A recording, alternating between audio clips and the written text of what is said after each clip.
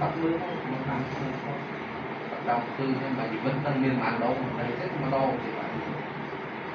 đúng là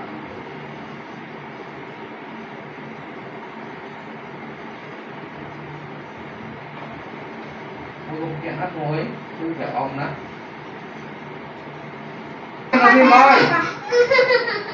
lời kim nó không ai chơi quá không ai bạn hay ông có bạn này dùng cho không ai được bạn hay ông nữa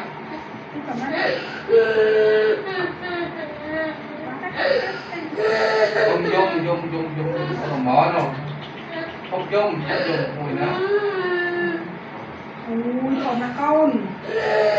bán này có hết hai không dùng nghe không dùng ok